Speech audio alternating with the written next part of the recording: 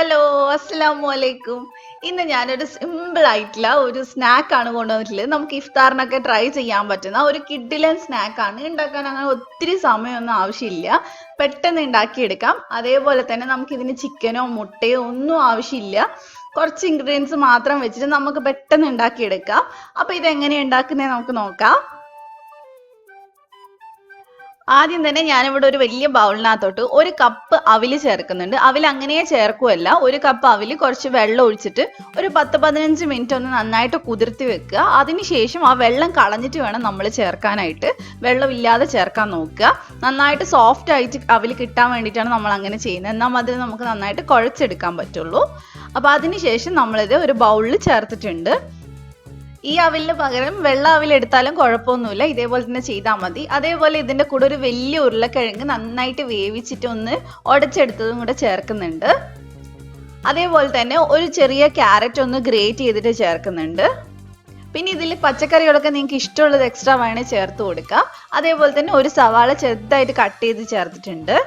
പിന്നെ ഒരു ടീസ്പൂണോളം ഇഞ്ചി ചെറുതായിട്ട് കട്ട് ചെയ്ത് ചേർത്തിട്ടുണ്ട്.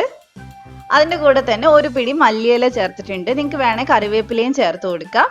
അതേപോലെ എരിവിന് ആവശ്യത്തിനുള്ള പച്ചമുളക് ചേർത്ത് കൊടുക്കുക. ഞാനിവിടെ ഒരു പച്ചമുളകേ ചേർത്തിട്ടുള്ളൂ. എന്നിട്ട് നമുക്കിത് നന്നായിട്ടൊന്ന് മിക്സ് ചെയ്തെടുക്കുക.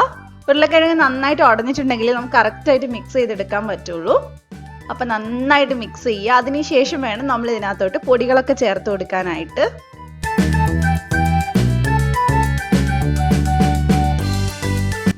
ഇനി നമുക്ക് ഇതിനകത്തോട്ട് ആവശ്യത്തിന് ഉപ്പ് ചേർത്ത് കൊടുക്കുക. അതേപോലെ തന്നെ നമുക്ക് ഇതിന് മുളക് പൊടിയാണ് ചേർക്കാനുള്ളത്. ഞാൻ എരിവുള്ള മുളക് പൊടി തന്നെ ഒരു ടീസ്പൂൺ എടുത്തിട്ടുണ്ട്. എരിവ് നിങ്ങൾ നോക്കിയിട്ട് ചേർത്താൽ മതി. കുട്ടികളൊക്കെ കഴിക്കുന്നതാണെങ്കിൽ എരിവ് കുറച്ചെടുത്താൽ മതി. അതേപോലെ തന്നെ ഒരു 1/2 ടീസ്പൂൺ ഗരം മസാല ഞാൻ ചേർത്തിട്ടുണ്ട്.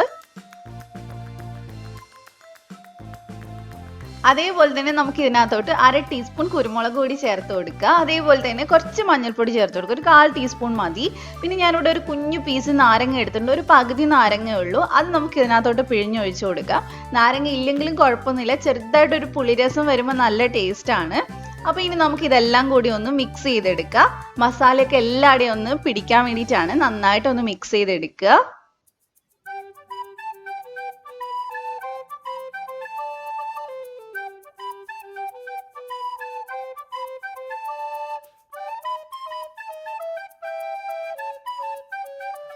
അപ്പോൾ ഇത് നന്നായിട്ട് മിക്സ് ആയതിനു ശേഷം നമുക്ക് ഇതിനകത്തോട്ട് മൈദപ്പൊടി ചേർത്ത് കൊടുക്കാം. ഞാൻ ഏകദേശം ഒരു 1/2 കപ്പ് എടുത്തിട്ടുണ്ട്. പക്ഷെ മുഴുവനായിട്ട് ഒരുമിച്ചിടണ്ട, കുറച്ച് കുറച്ചായിട്ട് ഇട്ടിട്ട് നന്നായിട്ട് മിക്സ് ചെയ്തെടുക്കുക.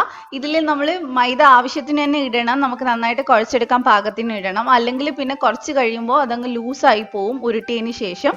അപ്പോൾ കുറച്ച് കുറച്ചായിട്ട് മൈദ ഇട്ടിട്ട് നന്നായിട്ടൊന്ന് മിക്സ് ചെയ്തെടുക്കുക. നിങ്ങൾക്ക് എത്രയാണോ വേണ്ടത് അതിനനുസരിച്ച് എടുത്താൽ മതി. അപ്പം ഞാൻ നന്നായിട്ട് കുഴച്ചെടുത്തിട്ടുണ്ട്. അത്യാവശ്യം ടൈറ്റിൽ തന്നെ കുഴച്ചെടുക്കണം. അല്ലെങ്കിൽ നമ്മൾ ഈ ഉരുട്ടി വെച്ച് ഫ്രൈ ആക്കാൻ പോകുമ്പോഴേക്കും ലൂസായി പോവും മാവ്. അപ്പം നന്നായിട്ട് ബോളാക്കി എടുത്തിട്ടുണ്ട്. നിങ്ങൾക്ക് ഏത് ഷേപ്പിലാണോ വേണ്ട ആ ഷേപ്പിൽ എടുക്കാം. കട്ട്ലറ്റിൻ്റെ ഷേപ്പിലോ അല്ലെ ഇതുപോലെയോ എങ്ങനെ വേണേലും എടുക്കാം. അപ്പം അതെ, ഞാൻ ഈ ഷേപ്പിലാണ് ചെയ്യുന്നത്. അപ്പം ഇതേപോലെ തന്നെ നമുക്ക് എല്ലാം ചെയ്തെടുത്താൽ മതി.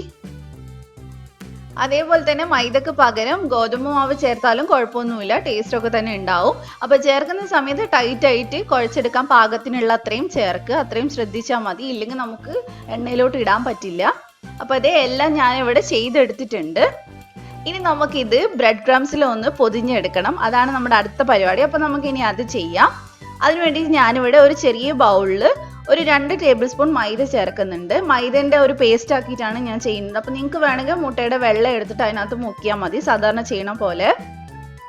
അതിനകത്തോട്ട് കുറച്ച് വെള്ളം ഒഴിച്ചിട്ട് നമുക്ക് കുറച്ച് ഒരു ലൂസും അല്ല ഒരു തിക്കും അല്ലാത്ത ഒരു കൺസിസ്റ്റൻസിയിൽ നമുക്കിതൊന്ന് മിക്സ് ചെയ്തെടുക്കണം. ഇതൊക്കെ എല്ലാവർക്കും അറിയാമായിരിക്കും, സാധാരണ നമ്മൾ മൈദയിൽ മുക്കി ചെയ്യുന്നതാണ്. അപ്പോൾ ജസ്റ്റ് ഇതേപോലെ നന്നായിട്ടൊന്ന് മിക്സ് ചെയ്തെടുക്കുക. അപ്പം അതേ മൈദയുടെ കൂട്ട് ഇവിടെ റെഡി ആയിട്ടുണ്ട്. ഈ ഒരു പരുവത്തിലാണ് നമുക്ക് വേണ്ടത്. അപ്പോൾ ഇനി നമുക്ക് ഉണ്ടാക്കി തുടങ്ങാം. ഞാൻ ഇവിടെ ബ്രെഡ് ക്രംസ് എടുത്ത് വെച്ചിട്ടുണ്ട്. ഇതെങ്ങനെയാണ് ഉണ്ടാക്കുന്നതെന്ന് കുറേ പേര് എൻ്റെ അടുത്ത് ചോദിച്ചിട്ടുണ്ടായിരുന്നു. കാരണം ഇത് ഞാൻ വറുത്തെടുത്തിട്ടുള്ളതാണ് ബ്രെഡ് പൊടിച്ചിട്ട്. അപ്പോൾ അതെങ്ങനെയാണ് ചെയ്യുന്നതെന്നുള്ളത് ഞാനൊരു വീഡിയോക്കകത്ത് ഒരു വ്ളോഗിനകത്ത് ഇട്ടിട്ടുണ്ടായിരുന്നു. അപ്പോൾ അതിൻ്റെ ലിങ്ക് ഞാൻ ഡിസ്ക്രിപ്ഷനിൽ കൊടുക്കുന്നുണ്ട്. ഡൗട്ട് ഉള്ളവർക്ക് ഒന്ന് ചെക്ക് ചെയ്ത് നോക്കാം. കാരണം ഇങ്ങനെ ബ്രെഡ് നമ്മൾ പൊടിച്ചിട്ട് പൊതിഞ്ഞ് എടുക്കുന്ന സമയത്ത് നമുക്ക് ഒട്ടും എണ്ണ കുടിക്കില്ല, നല്ല നീറ്റായിട്ട് നമുക്ക് കിട്ടും, സാധാരണ പോലെ അല്ല. അപ്പോൾ അത് വേണ്ടവരൊന്ന് ട്രൈ ചെയ്ത് നോക്കുക. അപ്പൊ ഇനി നമുക്ക് ആദ്യം ഒന്ന് മൈദക്കൂട്ടിൽ ഇതൊന്ന് മിക്സ് ചെയ്തെടുക്കുക. നന്നായിട്ട് മൈദ ഒന്ന് പൊതിഞ്ഞെടുക്കുക. അതിനുശേഷം ബ്രെഡിലിട്ട് നന്നായിട്ട് പൊതിഞ്ഞെടുക്കുക. ഈ സമയത്ത് പൊട്ടിപ്പോവാണ്ടിരിക്കാൻ വേണ്ടിയിട്ടാണ് നമ്മൾ മൈദ ഇട്ട് നന്നായിട്ട് കുഴച്ചെടുക്കാൻ പറഞ്ഞിട്ടുള്ളത്. അല്ലെങ്കിൽ നമുക്ക് ഇങ്ങനെ ചെയ്തെടുക്കാൻ ബുദ്ധിമുട്ടാവും. അപ്പൊ ഇത്രയേ ഉള്ളൂ. ഇതിവിടെ റെഡി ആയിട്ടുണ്ട്. ഇനി നമുക്ക് ഇത് ഫ്രൈ ചെയ്തെടുക്കാം. അപ്പൊ അതേ ഞാൻ അതിനു വേണ്ടി ഇവിടെ കുറച്ച് ഓയിൽ ഒഴിക്കുന്നുണ്ട്. ഓയിൽ ഒരുപാട് ചൂടുള്ള സമയത്ത് നമ്മൾ ഇത് ഇട്ട് കൊടുക്കരുത്. കാരണം ബ്രെഡ് വെച്ച് പൊതിഞ്ഞത് കൊണ്ട് തന്നെ പെട്ടെന്ന് പുറംഭാഗം കരിഞ്ഞു പോകും. അപ്പോൾ ഒരു മീഡിയം ചൂടുള്ള സമയത്ത് നമ്മൾ ഇതിനകത്തോട്ട് ഇട്ട് കൊടുക്കുക. എന്നിട്ട് നമ്മൾ ഒരു ലോ ടു മീഡിയം ഫ്ലെയിമിൽ വേവിച്ചെടുക്കാൻ നോക്കണം. ഉൾഭാഗം ഒന്ന് റെഡി ആയിട്ട് കിട്ടാൻ വേണ്ടിയിട്ടാണ്. നമ്മൾ മൈദയൊക്കെ ഇട്ടതല്ലേ, അപ്പൊ അതുകൊണ്ടാണ്. അതേപോലെ തന്നെ നമ്മൾ എടുക്കുന്ന സമയത്ത് തീ കൂട്ടി വെച്ചിട്ട് എടുക്കുക, അല്ലെങ്കിൽ എണ്ണ കുടിക്കും. അപ്പൊ ഇത് ഇടയ്ക്കൊന്ന് തിരിച്ചിട്ട് കൊടുക്കുക. അതിനുശേഷം ഞാൻ ഒരെണ്ണം കൂടി ഇട്ട് കൊടുത്തിട്ടുണ്ട്. ഇപ്പൊ ആദ്യം ഇട്ടതൊന്ന് റെഡി ആയിട്ടുണ്ട്. നമുക്ക് എടുത്ത് മാറ്റാം. പെട്ടെന്ന് തന്നെ റെഡി ആയി കിട്ടും. ഒരുപാട് സമയമൊന്നും വേണ്ട.